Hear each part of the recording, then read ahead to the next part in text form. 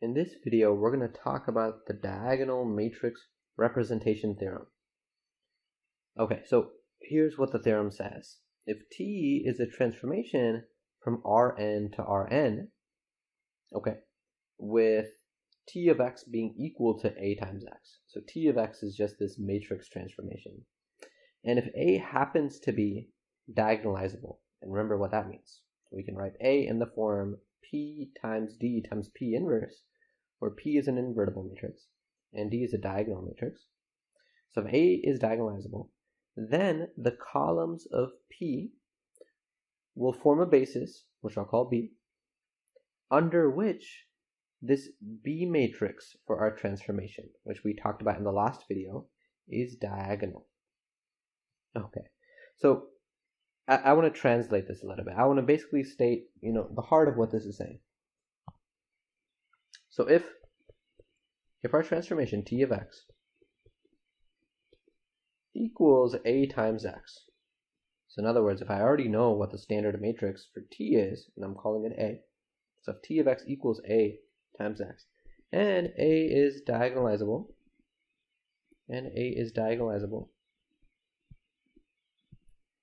then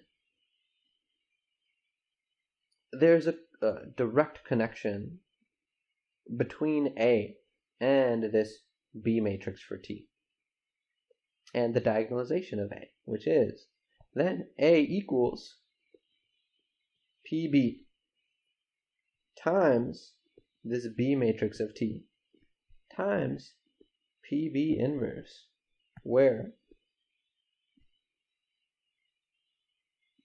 TB is diagonal, so TB is the matrix D when you diagonalize A. Whoops, don't want to end the sentence there. TB is diagonal, and B is a basis of eigenvectors. So the matrix PB right here, that's the matrix that has the eigenvectors B1 up until Bn as the columns. Okay, so let's look at an example. Alright, so this question is asking, so it tells us that T of x equals A times x, and A is this matrix. Let's determine if there is a basis B such that the B matrix for the transformation is diagonal. So to translate this is actually just a fancy way of asking if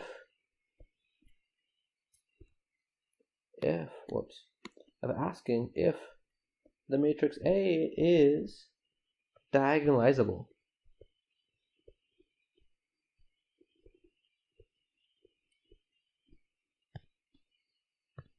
There's one more part to what I wanted to ask here, which is, if so if there is a basis for which this thing is diagonal, if so, then give the basis.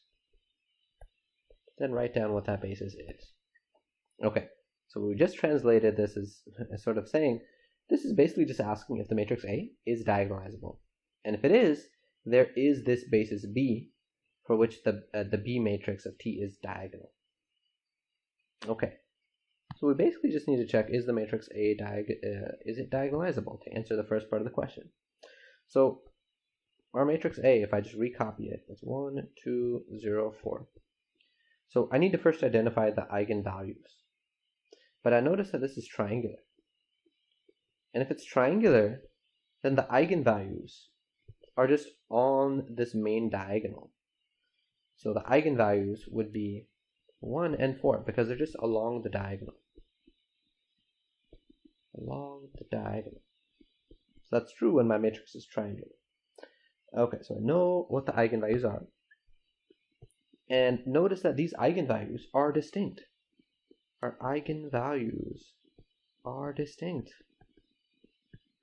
if my eigenvalues are distinct, that guarantees that our matrix is diagonalizable. This guarantees that A is diagonalizable. So in general, in this example, our matrix is 2 by 2. In general, if I had an n by n matrix, and if I had n distinct eigenvalues, it's definitely going to be diagonalizable. That's a theorem that we showed in section 5.3. So in this case, we had 2 distinct eigenvalues, so our matrix is definitely going to be diagonalizable. So at this point, we have the answer to the first part of the problem. It is yes. Since A is diagonalizable, there is a basis. There is a basis B such that the B matrix of T is diagonal. Okay. The second part of the problem was, well, if there is such a basis, then find it. So to find the basis B, we need to find the eigenvectors. Find the eigenvectors. Okay, so we had 2 eigenvalues. Let's find eigenvectors for each of them.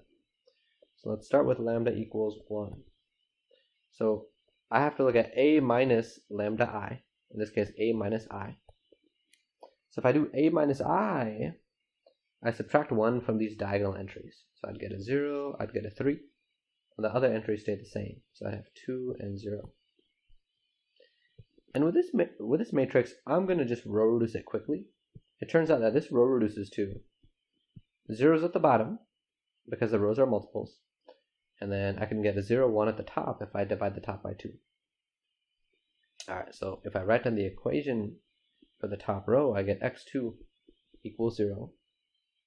So now I can write down what x is. So x1 is free. So I keep that as it is. And x2 I know is 0, so we'll write 0 there. And then factoring out the x1, we get x1 times 1, 0. And now I need to write one eigenvector that I'll be able to put into the basis later. So any multiple of 1, 0, except for 0, is going to work. So I'll just take this vector as it is, because it's, nice. Both of them are integers, so I don't need to modify it at all. It's nice how it is. Okay, what about the other eigenvalue? So we also had lambda equals 4. So this time I would do A minus 4i. Now the diagonal entries are going to be, so if we go back to this matrix, and if we subtract 4 from each of these diagonal entries, we'll get negative 3 and 0, and the other entries are still 2 and 0. Okay, so I'm actually just going to go ahead and write down the equation for the first row. So it is going to be negative 3x1, let's see, equals negative 2x2 if I move the 2 to the other side. And if I isolate x1, I get x1 equals 2/3 x2. So writing our answer as a vector, x1, we know what that is. That is 2/3 x2. And x2 is a free variable, so we leave that as it is, as x2. Now factor out the free variable, x2, and then I'm left with 2/3 and 1. And now I need to write down an eigenvector that I'll be able to put into my basis. So I could definitely choose 2/3 1, but let's multiply this by a whole number to get rid of the fractions. Let's multiply by 3, and that'll give me 2, 3. I don't have to do that, but it's just nice because I get to avoid dealing with fractions now. Okay, so at this point we're ready to write down our basis of eigenvectors. So our basis of eigenvectors is, so the first eigenvector we had was 1, 0, and the other eigenvector we had was 2, 3. So this is our basis. This is B, such that the matrix TB, so the B matrix for T, is going to be diagonal.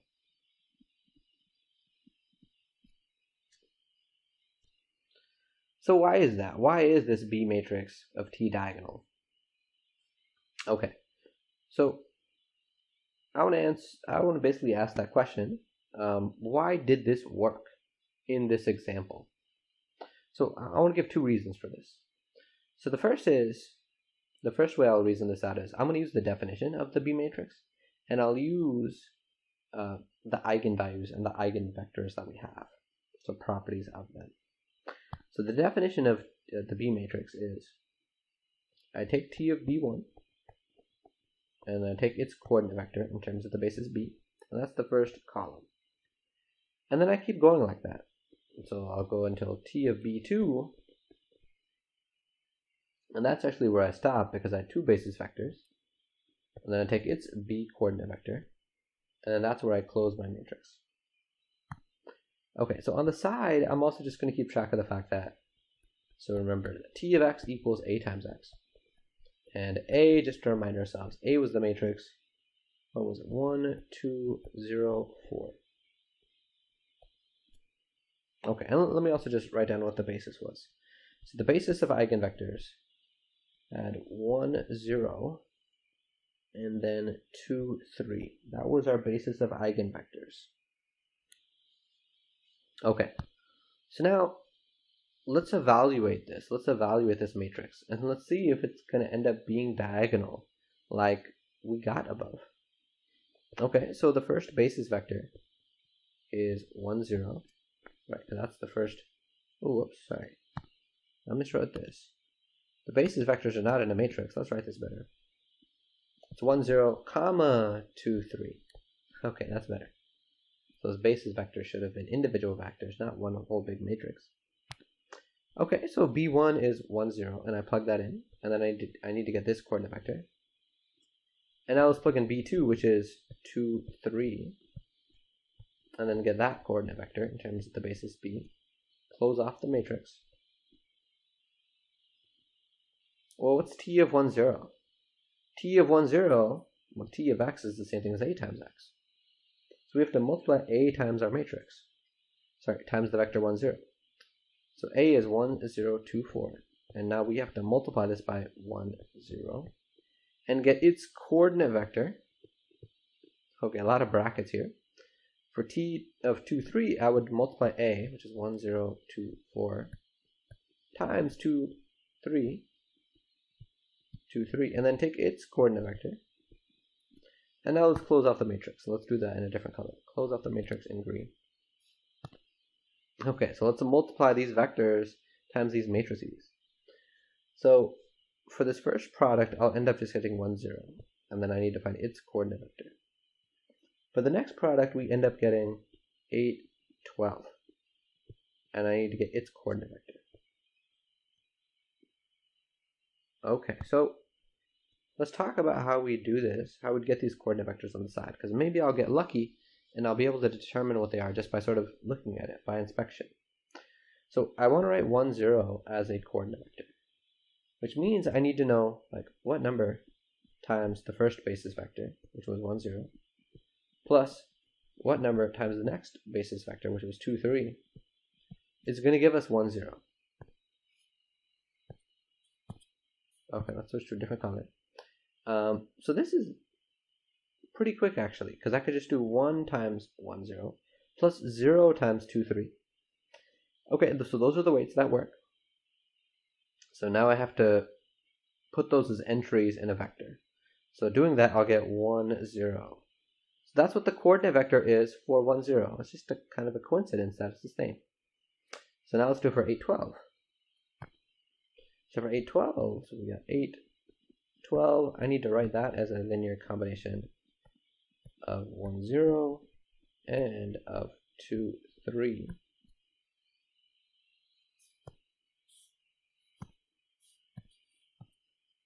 Okay, so this one, not quite as easy, but still pretty quick. It turns out 8, 12 is a multiple of 2, 3. It's 4 times it. So I do 4 times that, and then I don't need anything times 1, 0, so I put 0 there. Okay, and then, so those weights, the 0 and the form, they form our next column. So notice that when we did this, the B matrix ended up being diagonal. The reason why that happened was because the original matrix A was diagonalizable. So I'm going to give one more reason why we ended up with a diagonal matrix for our B matrix when the matrix A was diagonalizable. Okay, and this is going to be more visual. It's using a diagram and using coordinates and change of coordinates. So in our example, T was a transformation from R2 to R2, and T of X is a matrix transformation. It's A times some vector X. So visually, what I'm going to draw is, so imagine that I begin with a vector X. So X is where I'm going to begin. And I want to end by getting A times X. This dot right here is going to represent A times X. Okay, so to get from X to A times X, I could do this. This is one route to get here. If I know what X is, I can multiply by A to get A times X. But now let's also think about this in terms of coordinate vectors. So if I think about X in terms of its coordinate vector, let me draw this a little bit smaller. If I think about X in terms of its coordinate vector, so let's call this X relative to the basis B. So here we're thinking about our vector in terms of its B coordinates. The original X where we started, that was thinking about it just in terms of the standard basis, which our notation for that is E. That's thinking about our vector in terms of the E coordinates. Okay. So then if I take this coordinate vector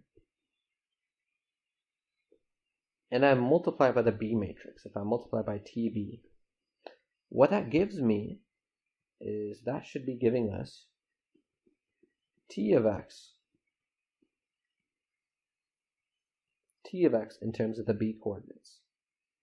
Okay, and then I should be able to get from T of X up to A of X. Because remember, T of X is the same thing as A of X. So I'd just be sort of converting this by getting rid of these B coordinates and going back in terms of the standard coordinates. So for this last upwards direction, we have a matrix that does this, and it's called PB. This is using our notation from section 4.4, I think it was. PB is what we multiply a coordinate vector in terms of the basis B to end up outputting a vector just in terms of the standard coordinates. Okay, so the first route that we went, so when we go from the E coordinates to the B coordinates, that's involving an inverse.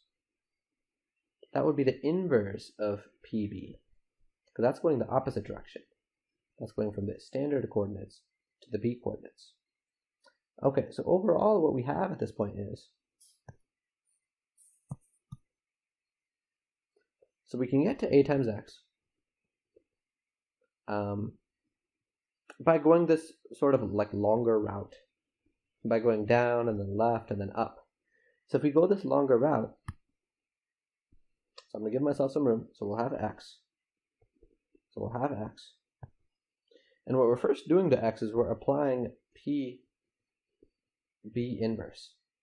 Next, what we're doing is we're applying the B matrix of T. So the B matrix of T, that's what we're applying next. Finally,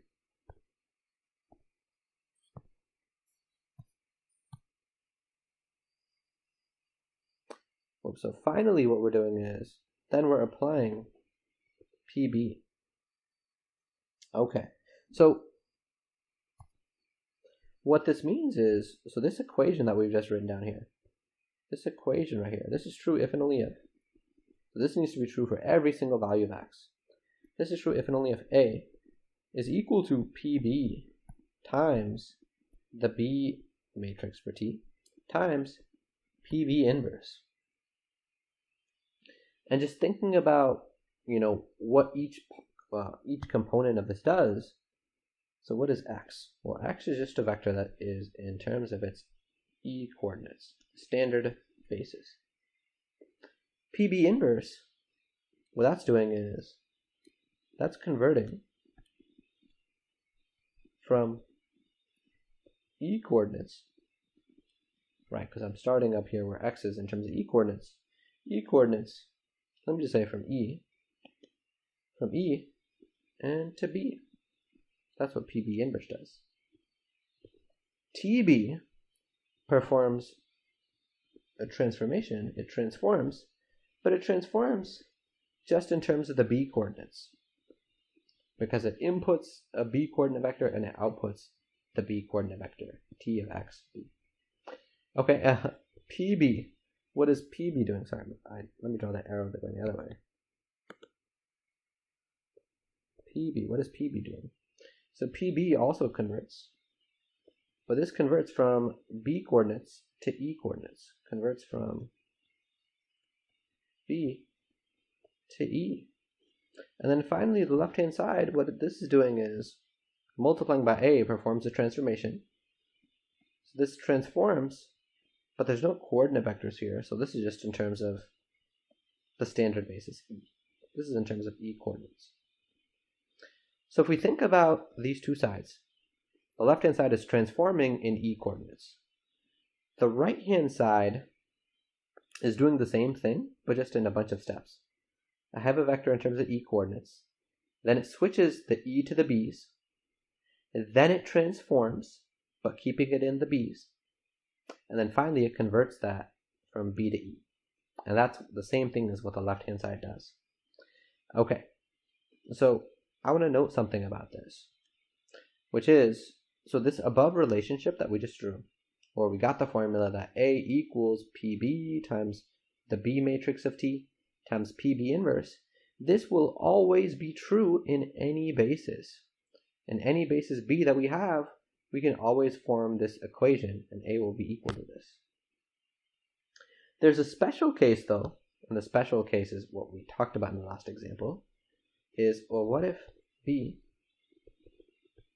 is a basis of eigenvectors? If that's the case, then the matrix TB, this matrix right here, so if B was a basis of eigenvectors, PB is kind of like the P in A times P times A equals P times D times P inverse. So if this matrix PB just contained a basis of eigenvectors, that means this B matrix T sub B is diagonal. When we have a basis of eigenvectors, this matrix right here in the middle will end up being diagonal. So this is what the diagonal representation theorem that we began this video by talking about was saying. Okay, so I want to end with a recap. Let's just recap and remind ourselves what we talked about in this video. So if T, we were talking about a linear transformation T, and if that transformation is represented by some standard matrix A, if A is diagonalizable, well then there's a basis B of eigenvectors of A. And in that case, when we form the B matrix for T, that B matrix will end up being diagonal.